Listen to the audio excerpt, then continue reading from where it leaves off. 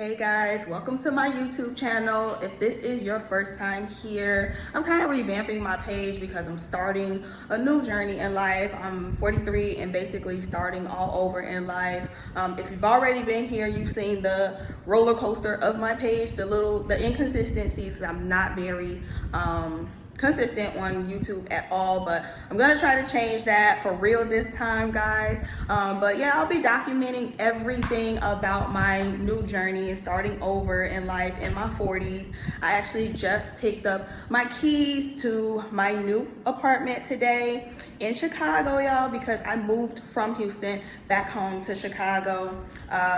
So yeah, I'll be documenting everything and taking y'all along this journey with me. So like I said, I just picked up my keys today. So I am sitting in my empty apartment right now, and it's a 1-bedroom apartment.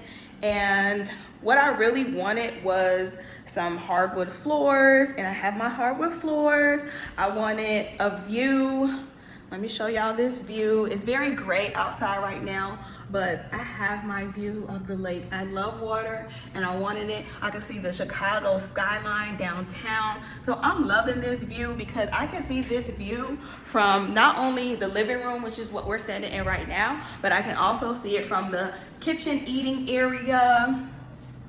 This is my kitchen. I wanted stainless steel appliances, but I did not get them. But you know what? Hey, we don't always get everything we want. God said, I'm gonna give you a lot of the stuff that you asked for, but I'm gonna keep you humble. What's within budget? I got this nice big walk-in closet across from this tiny bathroom. That's okay, y'all, because I am a decorator. This is what I do. So I'm going to bring y'all along this journey of what I'm going to do with this place, and we'll see what I do with it. I'm so excited. So yeah, as you can see, I have this view of the water from all 3 rooms in this apartment, and I'm loving it. No in-unit laundry, so that is something that is super new to me. My last house that I owned in Houston, obviously I had a laundry room. The house before that in Matson that I owned with my ex-husband, obviously laundry. My first home that I bought by myself, and when it was just me and my daughter, who's now 19, laundry. And even in my mom's condo, where I just moved out of, well, still living, I'm slowly but surely moving my stuff in this place. Just picked up my keys today. So even in there, in-unit laundry. So definitely humbled by the fact that I don't have in-unit laundry, but it's okay because God said, I'm gonna give you some things and you're gonna continue to do the work and we're gonna get the other things. And that's fine by me. Everything it will come when it's supposed to. But I got my hardwood parquet floors, I got my view, and most importantly, I have my peace. I have my own place. And that's really what it's about. Just a sense of peace and comfort. Not to say that being in, my mom's house wasn't comfortable. It's just, as a 43-year-old woman, I just needed my own space. And if I had to move in a studio apartment, I would have, because it's hard to go from, having your own place for many, many years, the last 20 years to living, with other adults. That's not an easy task. But I thank God that I was able to move from Houston and come and have a place to lay my head, for my children, to lay their heads in a safe space, here in Chicago. I'm so glad to be back home around my family, loved ones, and support system. Even my ex-husband moved back to Chicago, so that's where my son is, majority of the time, out in the burbs, and then we're here on the weekend. He's here with me on the weekend, so we're gonna make it work. We're gonna make the best out of it. But starting over after divorce, let me set this up. So I can sit down and talk to you guys for a second. But yeah, starting over after divorce, if anybody knows how that journey is not easy. You grieve, and divorce is like a death that you have to grieve, and sometimes it takes us out, sometimes, you know, it motivates us, you know, and I went through all of those things. I went through a bit of depression, just not about the divorce, but about the things that transpired after the divorce, things that you find out, you know, about what you thought your life was. It hits you hard. But I'm not here to bash anybody or anything like that, because my ex-husband is a great dad, not only to our son that we have together, but also to my daughter who came with me as a package when I met him. She has a great relationship with him, so I'm not here to bash at all. But you know, just things don't work out. We never get married planning to get a divorce. So I'm just grateful for my journey. You know, I never take anything as a loss. I always take it as a lesson, you know, to just learn from life's challenges. So yeah, after the divorce, you know, I got another house that I bought with my mother, and that was a journey in itself. It was a, you know, when you get divorced, for those that can relate, especially when you're a mom and you have your children looking up at you, and you know, with those bright eyes and trying to figure things out and see how you're feeling and doing, you try, at least I did, I tried to maintain the same type of lifestyle that I had as a 2-parent income household, and that just wasn't wise. But I just was trying to maintain that, not for me, but for my kids. And we don't realize that our kids are, what is the word? Relentless, or whatever the word is. They're comfortable as long as mom or dad is comfortable. They're happy, really, as long as mom and dad is happy. But I just was trying to maintain the lifestyle that we had prior to separating. Had the big house in Matson before we left Illinois, and then bam, whatever the case. So I bought a 4-bedroom, 3-bathroom house, and then the initial mortgage I could afford, it was about $1,600 for a 4-bedroom, 2.5 bath home. When I tell you, by the time I sold that house, my mortgage was $2,400 a month. And when I tell you that I was drowning, literally. My income was covering the mortgage. And maybe a few other things, but not much else, the mortgage. So I still had the car note, the insurance, the gas, the groceries, the everything else. Thankfully, I was still doing real estate in Houston, so those commission checks was coming, but you know, they were few and far between, because I wasn't dedicating or putting in all the effort that I needed to in Houston that I used to in Chicago. My business was thriving in real estate before I left Chicago and we moved to Houston, but I admit and I know that I wasn't putting in as much effort into my real estate career in Houston that I did when I was here, you know, home in Chicago. For one, because when I was home in Chicago doing real estate, that was my only source of income. So that was my one job that I was doing. I was doing real estate full time. In Houston, child, I was working my 9 to 5, which I still have now. I was doing real estate. I was doing Uber. I was hosting Airbnb. I was doing whatever I needed to do. was multiple hats. Not on top of that, I was a mother, you know, and I was doing all of these things at one time, and I was exhausted. So I was definitely not putting in all the effort that I needed to in real estate, because I was wearing so many hats. And I'm just the type, I have to come to the acknowledgement that I'm the type of person that I could put forth effort. Oh, and on top of that, I enrolled myself into a course in school. What was I thinking? But anyway, that's probably why my name my app name is What's Next Family, because I'm always looking to do something else, something different, something extra. You know, I've always been taught that I should never have just one source of income. At least have 7 sources of income, and that's fine for the person that, you know, has the capacity mentally and physically and has that allotment and time and that can maintain those things. But if you're not in that space mentally, you just crash and burn. And I kind of feel like that's basically what I did. I was like doing the bare minimum.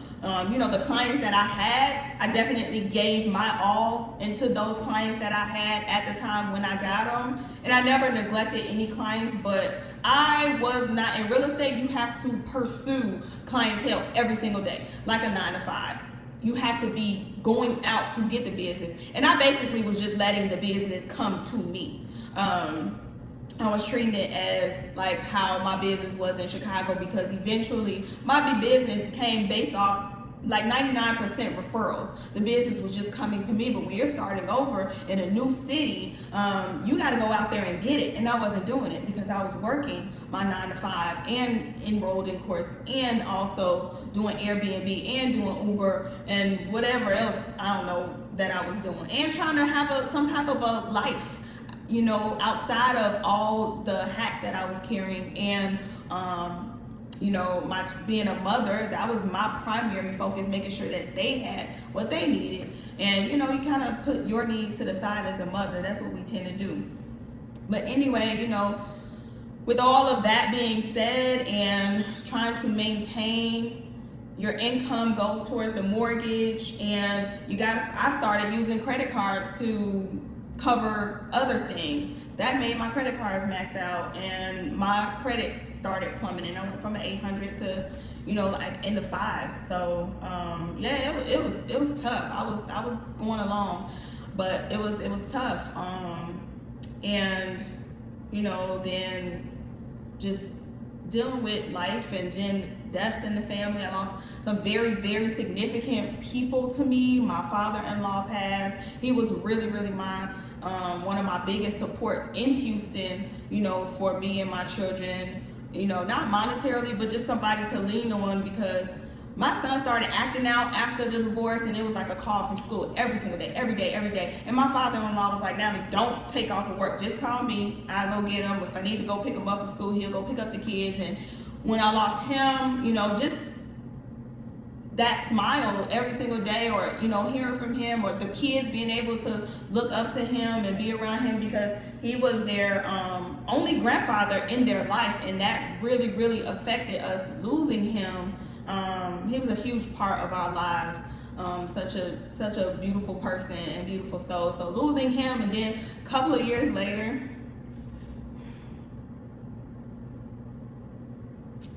losing my beautiful grandmother. She was in her 100s, 102 when she passed. And I have lost some people in my life, but I never knew that was huge. That was a pain that I never felt before. And my grandmother being in Houston and then being gone, and it just, people always say, "Oh, she lived a great life, 102, you know, 100 going on 103. Yeah, but she was there my whole entire life, and she outlived so many people. So we were like delusional, like she's gonna outlive all of us. She outlived 3 of her 4 children. So that was a huge loss, and that set me back a whole lot too. I don't want to get, you know, into that, but that set me back a whole lot too, and I just felt deflated after that. And that's when I really, really made the conscious decision to move back home to Chicago. You know, Houston will always be my forever second home. I was born in Houston, raised in Chicago, so that'll always be my forever second home. I still have family there that I love dearly, and now my mom is there. It's crazy. My mom is there for the winters, and then we'll be here for the summers. But I decided to come back home because, yeah, it just was hard for me to be in Houston without my grandmother there. It just felt like a void, and I think what hurt the most is that, you know, life just happens, and you always expect that person to be there. So I'll go days, sometimes weeks without seeing my grandma because I just always felt like she would be there. You know, I would talk to her on a regular basis, but sometimes I went days or a couple of weeks without seeing her. I don't know, I guess just because I knew she was in good hands, and, you know, she was with my uncle, her child, who took care of her tremendously and amazingly. So I took that for granted. So when we got the news, it did something to me. Not gonna lie. But so yeah, I was like, it's time to go home. It's time to go back to Chicago. My kids have been wanting to come back home. So I was in Houston for 6 years, and I came back home in October of 2025. Now here we are, and I was planning to stay at my mom's condo for at least about a year, but now we're here April 1st, and I have my keys to my place, and now we're here. So, and I actually am going to open this up with y'all because I just got this from the leasing office. They said this was just a goodie bag for me. It looks like, Xfinity rates. And I got some sponges and some dish detergents. We got some trash bags. This is a nice little goodie bag because we all know these things add up. Some Charmin toilet tissue. I love this. And some paper towels. And some Clorox wipes. It's funny because that would have been nice if I had this last night, but that's cool. Because me and Tia were over here late last night, and we cleaned this thing down. It was nice because they had actually cleaned it for me, but you know, just me, I have to come in and clean myself before I bring in my stuff. I've done that with every home that I've ever moved into. So we had to come in here and sanitize and mop and do all the things, get the light switches and the, you know, just everything, the bathroom, the kitchen, everything. We were in here a couple of hours just cleaning our butts off, and just imagining where my stuff would go, and I'm just already have in my head like what I'm going to make of this space. The only thing that I'm concerned about is my bed, because I don't want to get rid of my bed. I love my bed. My bed is so it's a king size bed, and my bedroom is not that big, but I'm just gonna make it work because I love my bed, and I don't think I'll be here for too long. God willing, I'll be upgrading sooner rather than later, but hey, we're gonna make it work, and I am going to decorate this place exactly how I want it to look within my budget. And on a budget, I'm going to, you know, get creative with some things, because some things I was looking at online on Amazon that I saw, I'm definitely not paying that price. So I might be making some stuff. I might be DIYing some stuff. I am not a stranger to DIY. So yeah, y'all stay tuned if you want to follow me on this journey of me, you know, decorating my place and making this a home. Sorry, that was my alarm that went up and interrupted my my ending. So I gotta get back to work because that was my alarm, my lunch alarm.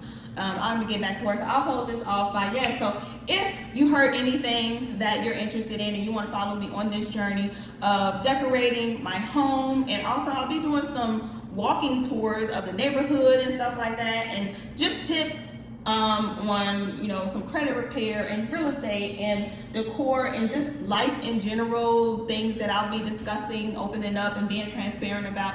If you're interested, come back, and if not, then that's okay too. Wish you well on whatever you're looking for, but have a great day.